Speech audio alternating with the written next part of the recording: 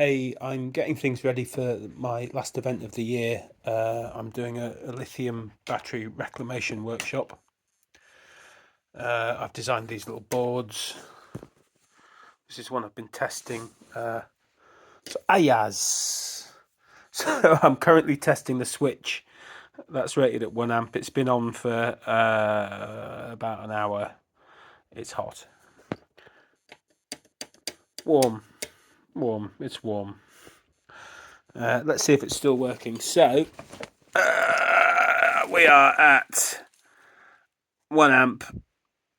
I've got it set to 4.2 volts. That's the maximum voltage of the battery.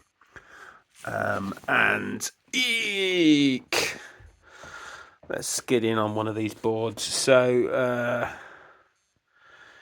it's got a little switch.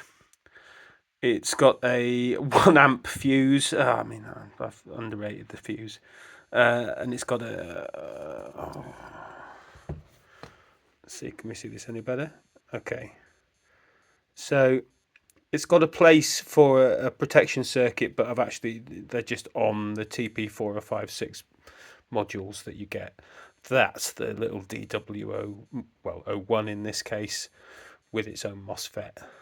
The DWO2 package is just it's all in one IC. The MOSFET's integrated into it. I don't think the power dissipation's as good, but well, obviously not. Looking at the size of that dual MOSFET package. I'm waffling.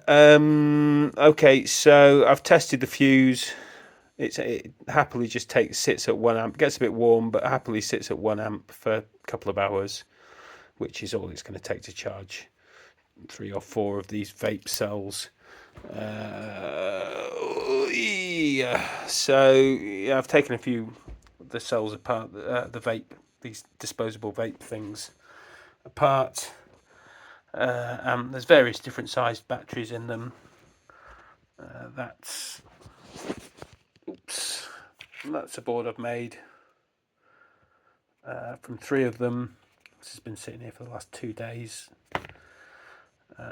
That's the idea, is to make just very long lasting little lights that you can leave places. There's a few different size cells. These ones about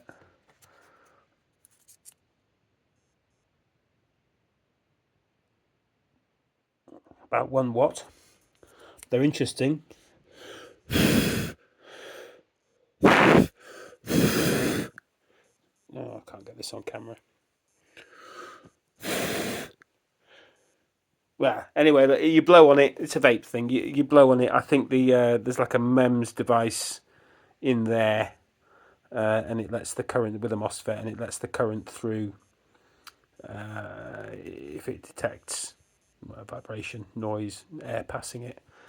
That's a slightly larger cell at 13450, not 13350, so slightly longer, and I'd imagine 2.5 watt hours, something like that. These ones are the slightly smaller versions.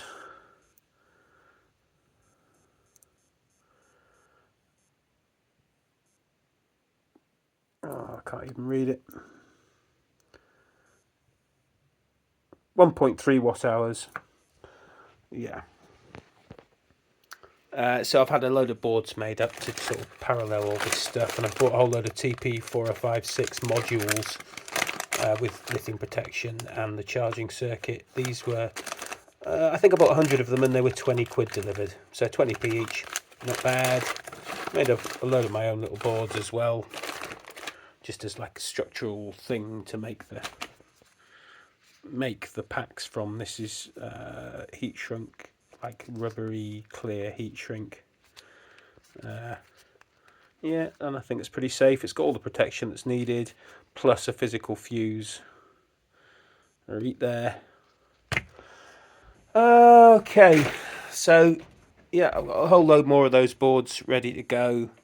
I've got various different things to plug into them. We put a power bank circuit into them, or plug a little thing that runs LED strips. Yep, the 4.2 volt world is our oyster. The other thing that I'm doing is my trusty Studer 12 volt inverter died.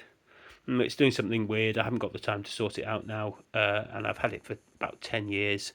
So I've replaced it with one of these, a shiny new Victron, slightly higher power dissipation, higher power rating, all put together with XT90s, and oops, nice rubbery silicon cable, and the appropriately sized DC fuse. That's going in there along with this lithium ferrophosphate battery. So the event is Radical Bakers, a couple of weekends time. I'll be running a few workshops there. There's various other things going on, bands, real ale bar. Okay, I've got to crack on. I've got to get off in the morning. Right, bye.